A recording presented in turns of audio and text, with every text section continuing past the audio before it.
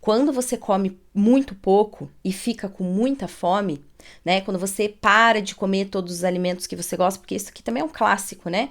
Começa a fazer as dietas lá e para de comer tudo que gosta. Então, o que que acontece? Você restringe, restringe, restringe, come pouco, passa fome lá, uma semana, 2 semanas. Na terceira semana, você não vai aguentar.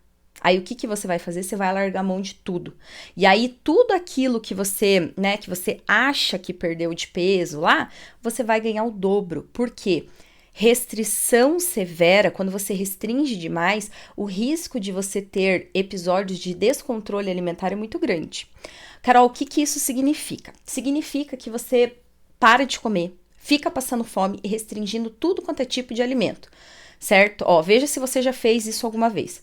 Você para de comer doce, você para de comer carboidrato, todos os derivados do leite lá, lactose, glúten, barará, barará, você acaba vivendo só de salada, aquela salada sem tempero, e frango grelhado, aquele feito grelhado, esturricado, sem tempero, sem nada, sem cor, sem sabor, sem nada. Então você pensa, você passa uma semana fazendo isso, 2 semanas, 3 semanas.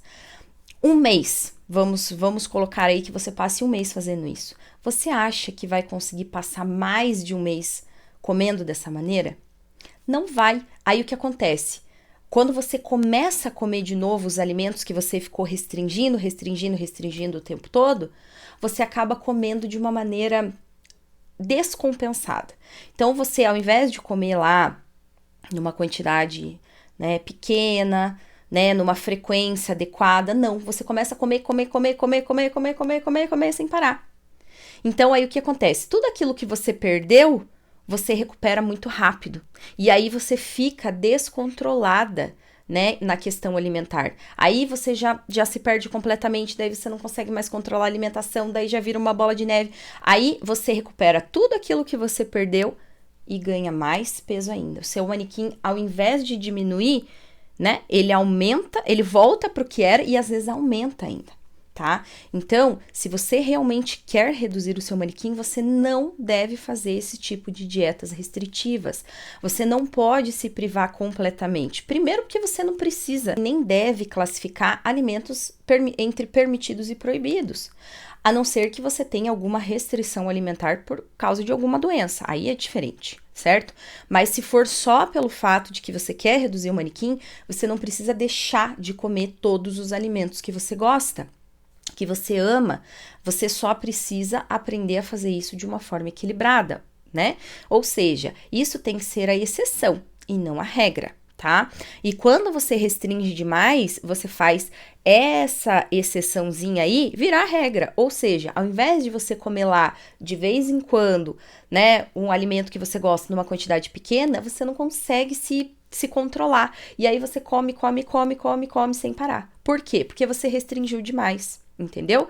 Então, se você quer realmente reduzir o seu manequim, não faça isso. Você precisa o quê? Aprender a comer os alimentos de forma equilibrada, tá? E eu já vou te explicar como que você deve fazer isso, beleza? Então, ó, recapitulando lá. Se você quer reduzir o seu manequim aí, primeira coisa que você tem que fazer é parar de fazer dietas extremamente restritas, parar de comer pouco, tá bom?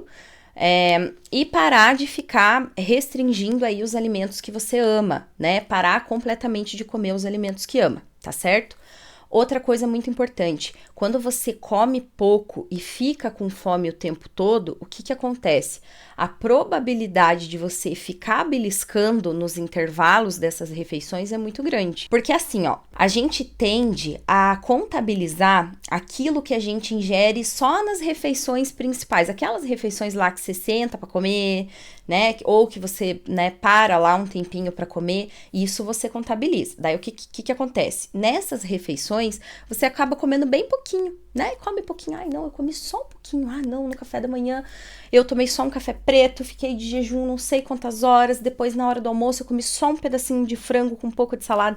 Então, aí você contabiliza. Só que o que acontece?